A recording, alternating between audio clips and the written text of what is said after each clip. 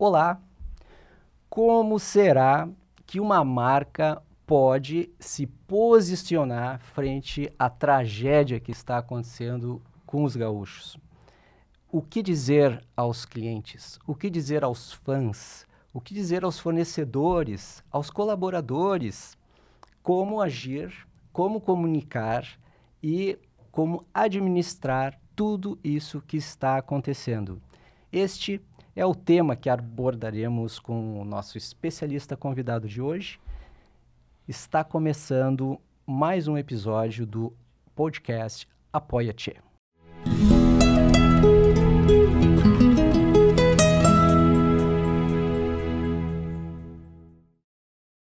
Olá, amigos!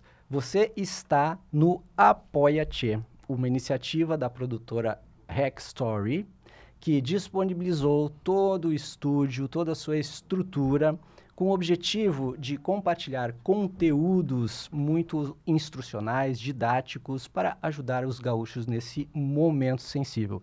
Eu sou Mauro Sarmento e hoje estou aqui com o nosso querido convidado, o Felipe Schmidt Fleischer. Bela pronúncia. Obrigado, né? Alemão não é o forte da gente, né? Ele que então é especialista de marcas, estrategista de marcas, né? Ele é proprietário da Evolgo, isso, falei certo. E também host de um programa que eu adoro assistir, que é o podcast Limonada com Limão, muito divertido. E aí, Felipe, que crise que nós estamos, né? Que crise de marca, que crise de branding, né? E a primeira pergunta que eu te faço, para contextualizar, ajudar a contextualizar isso, é como que uma marca, né, se comporta nesse momento de tragédia, catástrofe? Como é que funciona isso? Essa pergunta aí é aquela famosa pergunta de milhões, né, Mauro? O que a gente sempre fala, né? A gente trabalha com marcas, a gente geralmente está num cenário de felicidade, de alegria, de oportunidade, né? Quando a gente está fazendo um trabalho de marca, geralmente a gente está vislumbrando um futuro promissor para um negócio, né? E aqui a gente está diante de um cenário que é o oposto disso, né? É o cenário de uma catástrofe, de uma tragédia, onde diversas marcas estão inseridas nela, né? E aí, a questão do branding aí que tu comentou, né? Que é o que a gente procura fazer nos nossos projetos. Recentemente, teve uma onda muito forte dentro do branding, dentro da questão do posicionamento das marcas, né? De abraçar causas, né? A gente observa esse movimento, sobretudo, de um pouquinho mais de uma década atrás, né?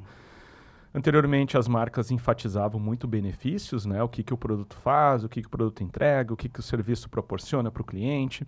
E quando essas coisas começaram a ficar muito iguais entre si, as empresas descobriram que elas precisavam falar outras coisas além daquele lado mais tangível, mais funcional, né?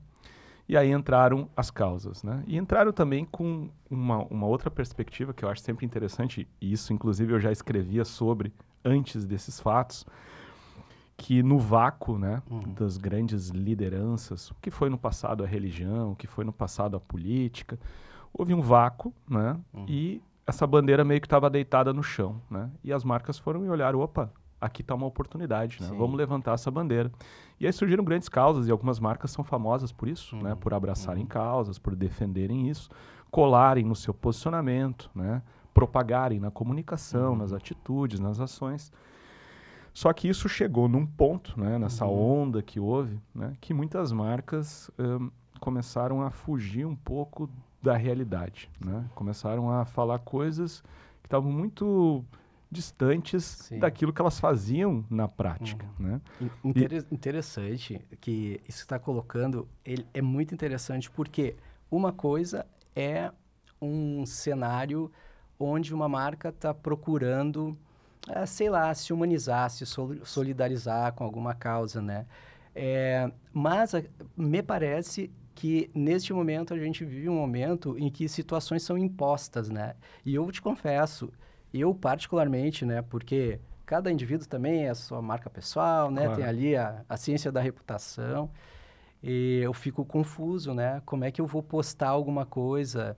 As pessoas também estão nessa história de postar que estão fazendo algo, que estão num abrigo, que estão ajudando a entregar alimentos e tudo mais. são nomes, são pessoas, são indivíduos, é uma entidade, a marca também é uma entidade, né? E aí vem essa questão, o que eu senti, né, que sim, eu acho que o princípio, vamos dizer, da busca por fazer se aliar a uma causa social, se engajar em alguma coisa, dá um status interessante para uma marca. E realmente, marcas fazem isso com muita propriedade, muitas vezes, e ajudam milhares de pessoas. Mas nesse contexto, que é um contexto de catástrofe, um contexto super atípico, um pouco guerra, um pouco de quebra sistêmica da economia, né? Como que a gente começa a comunicar? Como tem um especialista de branding, eu particularmente tenho interesse. Cara, eu fiquei quieto. Eu fiquei super quieto, assim, tipo, o Mauro sumiu das redes. Na dúvida não fala nada. Né? É um pouco parecido com a marca, porque assim, tu atende muita gente, né? Então, nesse momento, principalmente assim, né, os consumidores, porque me parece que os consumidores, eles focaram em outra coisa. Hoje mesmo eu vi um post do aeroporto de Recife, lotado de doações. Então, uma gauchinha lá estava filmando, emocionada, né? Então, como é que tu vê isso, assim, a comunicação? Fazendo só um fechamento ali, desse ponto inicial que eu comentei, o que é importante das marcas se manifestarem, agirem, é respeitar aquilo que elas são. Eu acho que essa é a primeira coisa, sabe? Não adianta, assim como naquele cenário onde muitas marcas levantavam bandeiras e às vezes era só uma ferramenta de comunicação ou de publicidade e não tinha nada de fundamentação. Hoje é importante o seguinte, bom, se tu levantou aquela bandeira, hoje chegou o momento de tu realmente agir. Honrar aquilo. Honrar o teu compromisso, né? Eu acho que esse é um primeiro aspecto. E o segundo cuidado, e aí vem nesse ponto da comunicação que você citou, houve muita crítica na época da pandemia, quando as marcas quase todas pasteurizaram comunicação, com aquele piano triste, né? Aquelas notas de piano triste, aquela imagem das ruas vazias, né? Daquele tom melancólico. Ok, todo mundo sabe o que está acontecendo, né? Liga a TV e a notícia está lá, né? O que tu precisa fazer agora, e eu acho que nós estamos vivendo 3 fases, né? Essa primeira fase ainda, a casa está pegando fogo. Né? Sim. Esse é o primeiro momento, olha, o que eu posso fazer como marca? Né? Onde está o meu campo de atuação concreto? Muito além da comunicação. Eu sempre gosto de dizer, marca não é o que você fala, marca é o que você faz. Sim. Você pode comunicar isso ou pode nem comunicar, o importante é fazer. Tá? O importante é fazer. Então, é o movimento que a gente está vendo, por exemplo, de vários segmentos que estão fazendo atividades, ou está ligado à sua atividade original, ou redirecionou a sua atividade para ajudar nesse momento onde a crise ainda está exposta. Né? Então, são restaurantes que abriram as suas cozinhas para fazer comida para os abrigos, são empresas de bebidas que estão produzindo agora mais água mineral, porque é o que está faltando. São as doações que as empresas fazem primeiro para as famílias dos seus colaboradores, né? Porque, é o primeiro público que tu precisa atingir, né? É proteger aquelas pessoas que estão ao teu lado ali. Então, são várias ações que a gente observa as marcas fazendo, que é justamente, eu preciso agir agora, né? Como eu posso ajudar agora? O que o teu negócio tem para contribuir nesse momento, né? Com conhecimento, pode ser, né? Aqui a gente está fazendo um movimento de compartilhar conhecimento, né? O teu negócio trabalha com serviços, o que ele pode ajudar nesse sentido? Ele pode se doar em alguma ação que está sendo feita com as pessoas atingidas? Existe algum produto que você pode fazer? Você é uma empresa de logística, você tem caminhões, você pode ajudar? Então, eu acho que esse é o primeiro momento onde as marcas podem se manifestar, né, com ações, né, sem falar na comunicação, com ações concretas para realmente mudar a realidade. Sim, né? Tu estás falando... Isso é causa. Isso é causa de verdade. Entendi. Né? Tu estás falando, e certamente com muita propriedade, sobre uma reflexão autêntica, legítima, da melhor forma que a minha marca ou a atividade que eu me destino, o que eu pratico, enfim, os produtos, meu parque fabril, o que eu puder. As né? pessoas. As pessoas, né? E eu acho que pessoas é um tema bastante interessante também para a gente dar seguimento. ou seja, ser legítimo, né? Exatamente, muito cuidado, né, Mauro? Porque se você propagava alguma coisa no passado e agora você ficou omisso, esse é o pior dos mundos. Sim. Porque você está sob escrutínio, né? Entendi. E hoje as marcas, tem uma frase famosa que diz: as marcas não vivem mais atrás de tapumes, né? Tudo é vitrine. Tudo é vitrine. E as pessoas têm pedras na mão e tem megafones na boca. Se você se omitir nesse momento, vou ficar quietinho aqui, não. Com certeza você vai ser julgado por isso também. Né? Acho que esse é um cuidado importante. Sim, mas existe esse gap, né? Esse gap acontece em governo, acontece porque é um impacto, é um choque e também é algo de proporções nunca vistas antes, né? Sem dúvida. E a gente sabe também que existe essa questão importantíssima de honrar, então, né? Então, gente, primeiro ponto, honrar. Se você falou, vá lá agora e mostre honre o que falou, né? Os seus compromissos com esse tipo de comunicação. Tem uma outra questão também, né? Uma conhecida minha disse assim, olha só, a empresa que eu trabalho, eles não estão fazendo nada. E também eles não estão falando nada pra gente. Eles não estão... A gente está um pouco inseguro. Por quê? Porque também tem uma questão de logística envolvida na empresa. Eles têm pavilhões com produtos aqui no Sul, que não dá escoamento para o resto do Brasil. Então, assim, tem questões delicadas, né? E a empresa não está conversando com a turma. Eu acho que uma outra visão que tu tens também é se endo, assim, também, né? Com certeza. A gente, quando faz trabalho de branding, a gente sempre diz, olha, o primeiro público é o teu público interno. Se esse teu posicionamento não transbordar do lado de dentro, ele nunca vai chegar do lado de fora. Marcas são pessoas, marcas são as atitudes, né? Marca mora naqueles pequenos pontos de contato, aqueles momentos da verdade que o teu negócio está interagindo com as pessoas.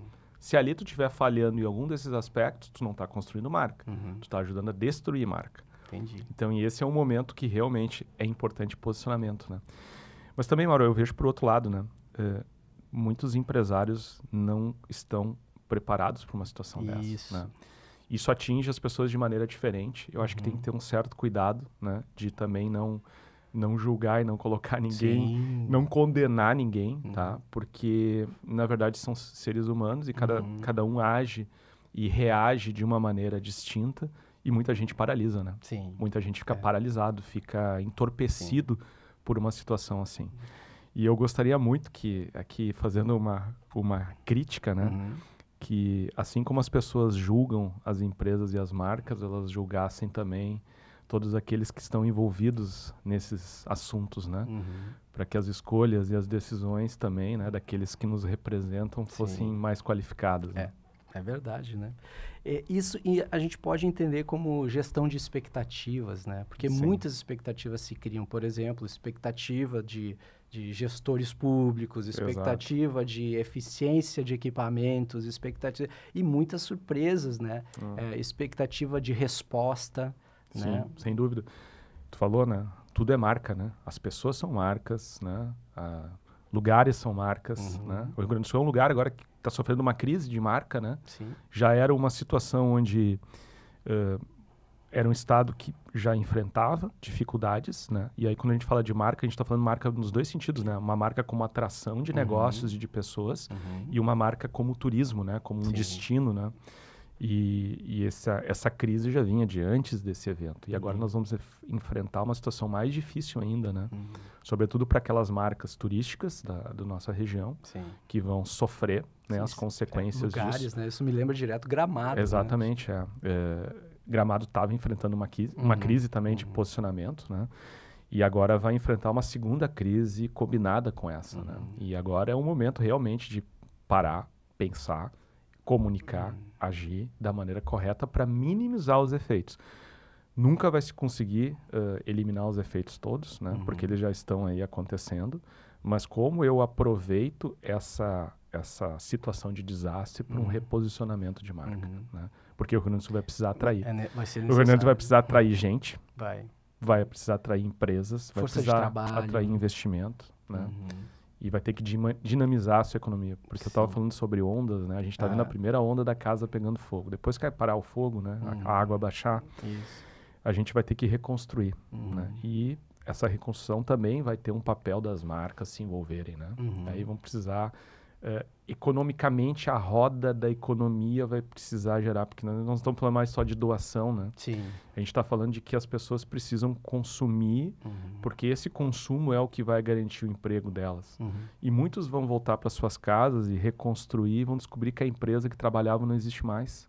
Sem dúvida. Né? Ah, e aí o empresário, e a gente está falando aqui também para empresários, né, e donos de marca, vão estar diante de dilemas. Será que eu reconstruo? Será que eu reconstruo no mesmo lugar, na mesma cidade, no mesmo estado? Né? Porque, de novo, nós vamos ter que dar segurança para que essas situações não aconteçam dessa forma como aconteceram. Sim. Já houve um prelúdio ano passado, né? E agora veio com força total. E a gente não sabe dos ciclos da natureza, né? O que está por vir. Mas a gente pensa nesse impacto a longo prazo também. A marca, ela está diante de um momento agudo, né? Enfim, ela precisa escolher estratégias. E antes tu comentaste, né? Nós vamos chegar na comunicação. Talvez seja o momento, né? Diante de uma reflexão sobre a autenticidade e legitimidade do que a marca pode fazer pela população, pode fazer pelo cliente, pode fazer pela população. Ou seja, isso é importante também, super. Isso também ecoa dentro de uma prática de compaixão, generosidade, tudo isso. E que não é só porque é legal, mas é super necessário no momento, né? Por exemplo, uma rede de supermercados onde um conhecido é da família, 800 funcionários perderam tudo. Né? Como que vai receber, como que vai tratar, como que vai chamar eles de volta para trabalhar, né? Porque essa empresa continua. Né? Então, tem esse impacto tu falaste a primeira onda. Qual seria a segunda onda? Assim? A segunda onda é voltar para os lugares, né? Voltar para aquilo que sobrou dos lugares, aquilo que existe, né? E aí reconstruir, né? E aí falei sobre a tomada de decisão, né? Fico, não fico. Eu tenho alguns receios, tá? Eu sei que o programa tem que mostrar um pouco de otimismo. Não necessariamente. A gente tem que mostrar Saiu uma pesquisa um pouco antes, acho que umas 4, 5 semanas antes desse evento, sobre o perfil do gaúcho. Né? E aí traçou lá vários perfis de comportamento, né, do morador do Rio Grande do Sul. E uma das perguntas descobriu que a cada 4 gaúchos, um pensava em migrar do estado. Olha só. Né? Um número bastante expressivo, né? Sim. Eu acredito que se essa pesquisa fosse feita hoje, né, talvez esse número seria maior, né? Esse é um receio que eu tenho, né? Nós somos um estado que está sofrendo um processo de envelhecimento, né? Rápido. Acho que é o maior do Brasil, se não me engano. E a gente corre o risco de perder uma mão de obra e uma capacidade intelectual grande de pessoas que vão pensar seriamente, né? Se vão reconstruir as suas vidas aqui ou em algum outro lugar, né? E aí a gente vai ter uma dificuldade para a terceira onda, que a terceira onda é a reconstrução econômica, né? Sim. Ou seja, a gente vai ver um impacto disso tudo que aconteceu por anos, né? Acho que a gente tem que ser bastante realista nisso. Sim. Algumas pessoas falam em décadas, né? E existem alguns precedentes históricos, não nossos, mas de outros países, né? Louisiana lá. Exatamente, New Orleans, com a cheia toda que houve lá depois do Katrina. O Japão com terremotos, né? E a gente está falando aqui de países que têm muita gestão pública e tem muita grana para acontecer, né? São países ricos, ao contrário da gente, né? Então a gente vai ver um fenômeno duradouro, né? E inédito. Sim. Né? Talvez um paralelo que a gente possa ver, Mauro, seja a seca do Nordeste, sabe? Eu estive pensando em alguma coisa parecida, que de certa forma foi o que espalhou nordestinos pelo Brasil inteiro, né? A migração que houve sobretudo para o Sudeste, né? Mas também para o Sul. E talvez a gente vai ver um fenômeno parecido em relação ao Rio Grande do Sul. Né? Fatores econômicos, né? Enviou muito gaúcho para fora do Brasil. Exato. A fronteira agrícola, né? Nossa. Calçado mesmo, né? E o próprio calçado, Nossa, exatamente. né? Né? Quando o calçado migra, né? As pessoas vão junto. Então, acho que esse é um ponto que a gente precisa seriamente pensar nessa terceira onda, né? Ou seja, se preparar para isso, se posicionar, né? Se tornar atrativo, se tornar interessante como marca de destino, Sim. tanto para investimento quanto para turismo. Sim. E falando dessa questão, ainda voltando na questão da comunicação, né? Eu, particularmente, gostaria de entender um pouco mais sobre essa questão. Então, vamos ter essas ondas. Realmente não é algo que vá durar. Inclusive, tem flagelados das cheias do ano passado que ainda estavam em abrigos sem ter voltado para casa ainda, né? Isso muito pouca gente sabe e é uma coisa que choca quando a gente pensa que isso pode acontecer nos mais de 140 abrigos que temos por aqui, né? Então, assim, é dramático. Existe também uma história, eu não sei se é vamos dizer assim, um desejo lúdico meu, né? Aquela coisa, mas o pessoal também tem bastante poder de recuperação, né? Vamos olhar também esse outro aspecto que eu acho interessante. Sim, é uma crise sem precedentes, um super impacto na economia, e a avaliação da recuperação, ela vai acontecer ali na segunda onda, como tu disseste, quando voltar, né? Inclusive abrindo muitas oportunidades também. Perfeito. Eu gostaria que tu falasse enquanto marca, porque tragédias também trazem oportunidades. Tragédias trazem a natureza da tragédia, mortes e etc., que é gravíssimo, mas também trazem oportunidades. Por exemplo, construtoras, empreiteiras. Sem dúvida. E também a necessidade pode mover uma economia também. Sim. Né? Aí a gente vai pensar só nos móveis e nos eletrodomésticos que se perderam nisso tudo, né? Só isso já é a indústria do vestuário, né? As pessoas que saíram praticamente só com a roupa do corpo, né? Isso. Claro, sempre tem oportunidades, né, Mauro? Eu acho que isso a gente viu na pandemia, né? Indústrias que cresceram fortemente naqueles 2 anos de pandemia, quando as pessoas ficaram em casa, descobriram que tinham uma casa que poderia ser melhor decorada, melhor organizada, descobriram que dava para fazer exercícios em casa, né? Montaram mini academias em casa. Então, a gente viu um processo acontecer dessa forma. Sim, acredito. Também tem vários estudos que mostram que marcas que se posicionaram em cenários adversos saem em vantagem. Né? Isso é bem importante. Então, justamente aquele momento onde os teus concorrentes às vezes estão um pouco desorganizados, né? Ou acham que não é o momento certo, né? Quando o cenário é de prosperidade, está todo mundo feliz, né? O vento está a favor, todo mundo ergue as velas e navega, né? Com a força do vento. Esse é o momento que quem fizer sai na frente, né? Eu acho que esse é um cuidado e com uma visão de longo prazo, tá? Isso. Acho que é importante ver que esse é o momento de construir uma posição, né? E aí eu acho que tem um valor importante para negócios que perceberem que realmente, olha, eu quero, eu posso, né? Vamos abraçar isso e vamos seguir nesse caminho. Então, eu acredito sim. Eu acredito que sim, tem muita oportunidade também, Mauro, para pessoas, né, que querem ajudar os negócios a construir. Eu acho que as pessoas vão precisar de muita ajuda, os empreendedores, os criatividade, inovação. Exatamente. Né? E enxergar o mercado como algo muito maior, né? Porque a preocupação central aqui, na pandemia, a gente teve um efeito um pouco diferente, né? Quando a oferta, aliás, quando a demanda parou, porque as pessoas não podiam sair para consumir, né? E a oferta se manteve, aqui a gente vai ter uma crise dos dois lados, né? A gente tem uma crise de demanda, as pessoas não estão consumindo muitos produtos, e tem uma crise de oferta, porque muitos negócios foram afetados, né? E tiveram as suas cadeias produtivas, a sua capacidade de atender o consumidor prejudicada. Então, o que a gente percebe é o seguinte, agora a gente pode olhar para o futuro e pensar, bom, como eu consigo suprir esse mercado, né? Que vai ser necessário reconstruir essas cadeias, vai ser necessário reconstruir essas empresas.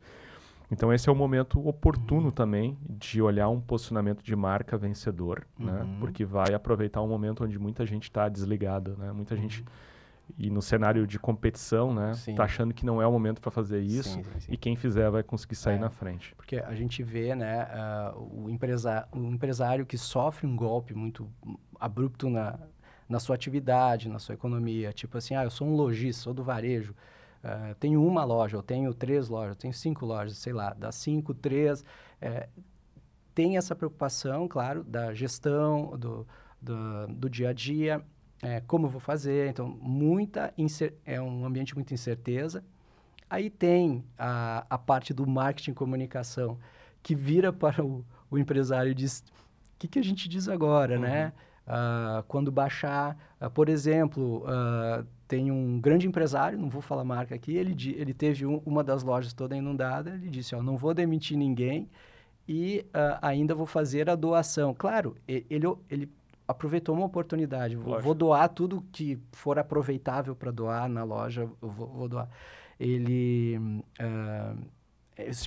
se posicionou assim. E tu está falando duas coisas, né? A questão de pessoas e de marca, né? Isso. Que é geralmente onde a tesoura pega primeiro quando a crise chega, né? Exatamente, né? E aí é justamente o que pode te tirar daquela situação, daquele buraco, é justamente aquilo que você dispensa primeiro. Isso. Esse é um risco. E só para complementar, Mauro, acho que tem um outro ponto importante dos negócios ali, não enxergar o Rio Grande do Sul como uma fronteira, né? Porque sim. marcas e negócios que dependem unicamente de um estado, de uma região, têm uma dificuldade muito maior agora nesse cenário de recuperação do que empresas que estão regionalizadas, nacionalizadas ou até internacionalizadas, né? Então, acho que essa diversificação também é importante. Não enxergar a fronteira como algo que não pode ser ultrapassado, né? Mas como oportunidade de negócio para explorar. Estratégia, né? Exatamente. Estratégia. Essa combinação toda, ela, neste momento, convida as pessoas a pensar estratégia, né? De repente, a pessoa está bastante no campo operacional, ali, imerso no seu negócio, nos aspectos sistêmicos, tocando o negócio, e está deixando a estratégia ou relegando a uma equipe, alguns jovens ali que estão no marketing digital. Eu diria assim, estão dando uma manutenção, né? Manutenção. Cenários extremos obrigam a pensar coisas que a gente não pensava usualmente, né? Isso. Então, é momento de sair da caixa e pensar coisas diferentes, né? Exato. E tem um ponto interessante, a gente sempre fala, né? Que a estratégia está nas coisas importantes que as empresas deveriam fazer, né? E a pilha de coisas urgentes é sempre maior que a pilha de coisas importantes. E a pilha das coisas urgentes está em cima das pilha das coisas importantes. Sim. Só que parece que agora se inverteu, né? Se inverteu. Porque a estratégia passou a ser algo urgente, não só importante. O penso, né? Exatamente. E aí tem que estar lá no topo da pilha para ser prioridade na execução. Sim. E sobre uma estratégia, por exemplo, de parcerias, join, associação, o que tu pensa disso? Porque isso também fortalece, né? A gente é um estado conhecido pelo cooperativismo, associativismo. Como é que tu vê isso? Porque, claro, tem esse universo da marca, mas eu lembro de uma rede de calçados, né? Que fez isso e fortaleceu diversas pequenas lojas sob uma marca-mãe ou uma bandeira, assim, uma marca guarda-chuva. O Rio Grande do Sul, historicamente, fortaleceu em vários segmentos, né? Farmacêutico, material de construção, calçados, né? Muitas redes associativas, né? Redes de negócio, justamente para dar esse poder, né? O poder para o pequeno. E eu acho que, de certa forma, o que a gente viu agora nessa primeira onda da crise, né? E do que aconteceu nos últimos dias, foi justamente as pessoas, né? As pessoas comuns, os civis se mobilizando e esse espírito comunitário, né? Que eu acho que é bem, bem próprio, né? Talvez até nessas cidades menores, né? Onde esse espírito de comunidade ele é mais vivo. As pessoas se mobilizando e fazendo as coisas acontecerem, né? Eu sempre lembro o exemplo lá da ponte de Nova Roma do Sul, né? Que a comunidade se mobilizou, arrecadou, fez vaquinha, fez galeto, fez do jeito que pudesse para arrecadar dinheiro e arrecadaram mais dinheiro que era necessário para construir a ponte e a ponte sobreviveu, né? Esse eu acho que é um exemplo do poder, né? Justamente dessa congregação das pessoas que têm visões comuns de mundo, né? Que compartilham, né? Valores. E que eu acho que isso também, que nem tu disse, pode ser utilizado para o desenvolvimento de marcas, né? Eu tenho um pouco de receio de explorar o Brasil, eu conheço o Rio Grande do Sul, me associa, né? Vamos combinar forças, né? E muitas vezes, né, a gente sabe e transita em entidades e associações, é difícil o compartilhamento para alguns casos, né? Porque às vezes eu estou diante de um concorrente meu e ali eu faço aquela parte social, mas eu vou até um determinado nível e não consigo avançar, né? Agora eu acho que é a hora que a gente vai ter que, de certa forma, baixar um pouco essa barreira de defesa, de proteção que cada um tem, porque as soluções elas não vão ser individuais. É muito interessante esse ponto da competição e do individualismo, né? Que a nossa cultura gaúcha desenvolveu, né? Sobre o concorrente, por exemplo. Eu vi ali no eixo Rio-São Paulo muitas indústrias que, nossa, falta material, o cara liga pro concorrente e ele diz, ó, eu vou te dar aqui uma, sei lá, uma notinha que é tudo informal, atravessa a rua ou leva 2 quadras para lá, faz uma carga de matéria-prima porque para concluir um pedido, né? E isso é algo que deve começar a ser pensado também como estratégia, né? Como que por exemplo, uma rua inteira, como São Leopoldo, de varejo, né? Todos prejudicados, né? Nós não vamos sair sozinhos. Nós não entramos sozinhos nessa crise, a gente não vai sair sozinho dela. E eu acho muito interessante. Tu tens notícia, assim, do pessoal de associações, entidades que está ajudando nesse sentido, inclusive... assim como estratégia mesmo. Primeiro como estender um braço ou como socorro, né? Mas é muito interessante. Por exemplo, tem uma entidade, Novo Hamburgo, que trabalha varejo e que tem o recurso da loja digital, eventualmente. Que ela também não tem fronteiras e pode trabalhar isso, né? Então, assim, já estamos discutindo algumas estratégias. Sim, estratégias, né? Eu começo a ver alguns movimentos ainda tímidos, tá? Desse pensar o futuro, né? Porque, de novo, muitas pessoas dizem, não pense o futuro agora, Felipe. Agora nós temos que salvar vidas, a gente tem que alimentar as pessoas, a gente está num cenário ainda onde isso não está tão fresco na pauta, né? Mas eu já percebo alguns movimentos, olha, aqui na frente vai acontecer isso. Se a gente esperar chegar ali para tomar uma decisão, é tarde. A gente tem que começar a fazer isso agora. E eu acho que isso é importante, sim. Entidades e associações deveriam ser o caminho óbvio para esse tipo de ação, né? Esse poder de mobilização. Inclusive, uma das mobilizações agora que eu estou percebendo é a história de compra de produtos gaúchos ou de empresas e marcas do Rio Grande do Sul. Justamente para quê? Bom, eu tenho visto, Mauro, e aí acho que vale a gente usar aqui o espaço para isso, né? Muita gente se sentindo culpada de consumir. Esses dias eu estava num cliente e ela comentou comigo, Felipe, ontem eu fiz um pedido de teleentrega, eu gastei R$50. E quando eu gastei, eu pensei, puxa, eu podia estar doando esse valor.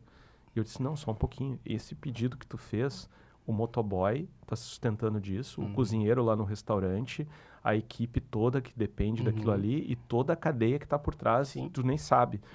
Então, se a gente ficar nessa de paralisia, né, de consumo, os efeitos vão ser mais negativos. Então, é muito importante as pessoas pensarem o seguinte, eu preciso fazer com que a economia continue funcionando. E aí, essa priorização de marcas gaúchas, de produtos gaúchos, de empresas gaúchas, é algo, né? É um movimento interessante, né? Do localismo, né? Que é uma tendência já bastante antiga, inclusive, né? Não só no Brasil, em outros lugares, de consumir produtos locais, da comunidade, daquelas pessoas que tu conhece, tu sabe de onde veio, do produtor que tu te identifica, né? E aí vem, eu acho que esse movimento que eu acho interessante. Muito legal. Isso a gente está abordando uma esfera de sustentabilidade e também prevenção, porque... realmente, né, eu particularmente já tive esse sentimento de bunker, né, a gente, nossa, graças a Deus a minha casa tá segura, não aconteceu comigo, tá bem, aí eu fui no mercado, cheguei lá, não tinha mais água mineral, nesses primeiros dias, né, mas eu não queria comprar várias águas minerais, eu queria comprar uma, para mim, normal, como minha, mas... houve esse movimento, esse sentimento de vou ao mercado, se vai ao mercado comprar bastante para doar, beleza, né? Mas, né? E também até relatos de cargas para doação que parte delas é surrupiada, assim. Né? Então, acontecem muitas coisas Mauro, doidas. aqui a gente precisa ser bastante direto e honesto, né? Esse evento, ele não vai mudar as pessoas, o ser humano. Tá? Acho que a gente não precisa ter essa ilusão que muitas pessoas têm, não. Esse evento agora, um cataclisma, isso vai fazer com que as pessoas agora se tornem boas. Não, as pessoas que são honestas vão continuar honestas.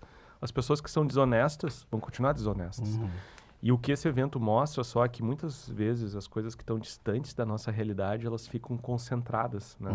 E a gente está vendo agora os problemas familiares que tem nos abrigos, a criminalidade que muitas vezes está distante, está está perto da nossa cidade, mas a gente não enxerga com essa proximidade, a gente está vendo na nossa frente, né?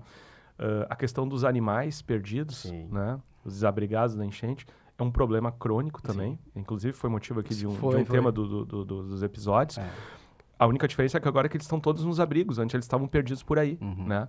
Então, isso ficou visível. Os problemas que nós temos a resolver, esses eventos nos jogam na nossa cara. Ó, o problema estava lá o tempo inteiro. A gente que não estava vendo, né?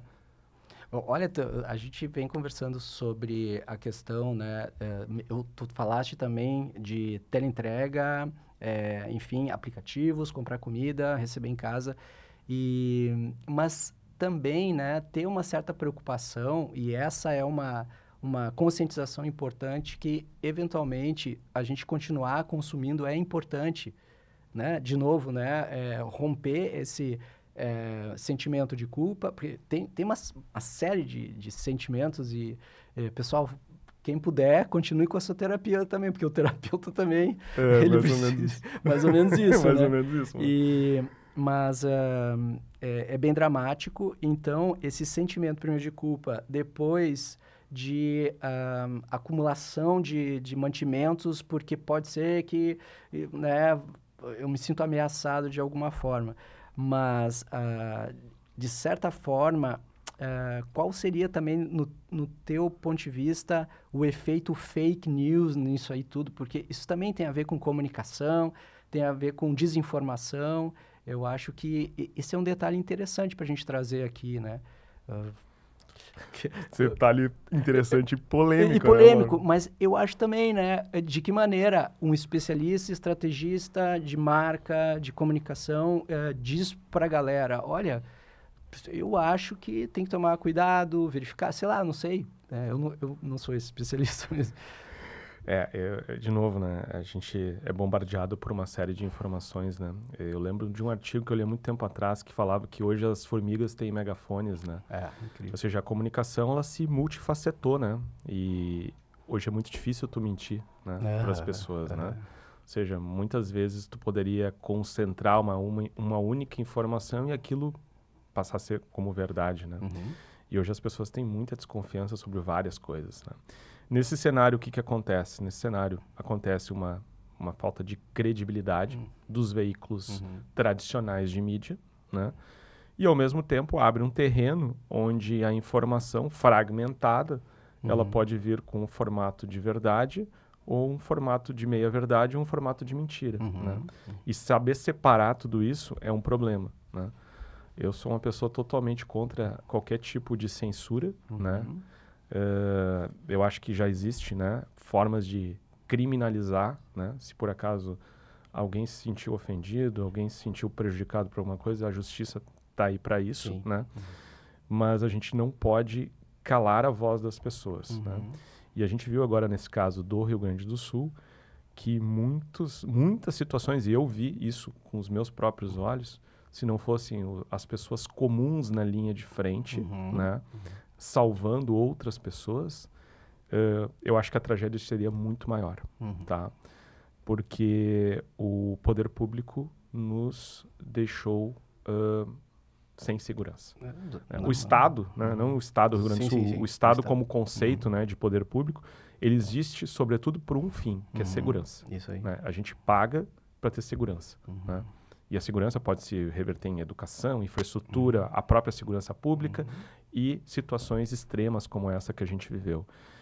E nós temos uma das mais altas cargas tributárias do mundo, né? Nada é favor, tudo foi pago e a gente não vê as coisas acontecerem. Eu acho que isso gera um sentimento nas pessoas e uma externalização de frustração, de revolta, de cobrança, que não poderia ser taxado de fake news, né?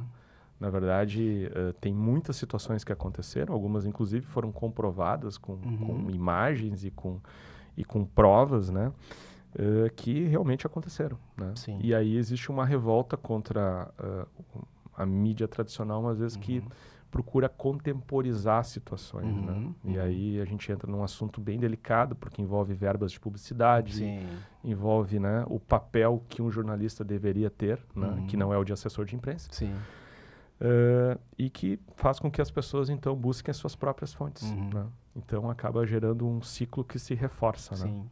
Interessante tu falar assim, eu percebo o perfil das personas mudando muito e drasticamente de um momento para outro, né? E eu acho que esse é um fator de atenção para estabelecer comportamentos de marca e atitudes de empresas de marca com relação a consumidores, com relação...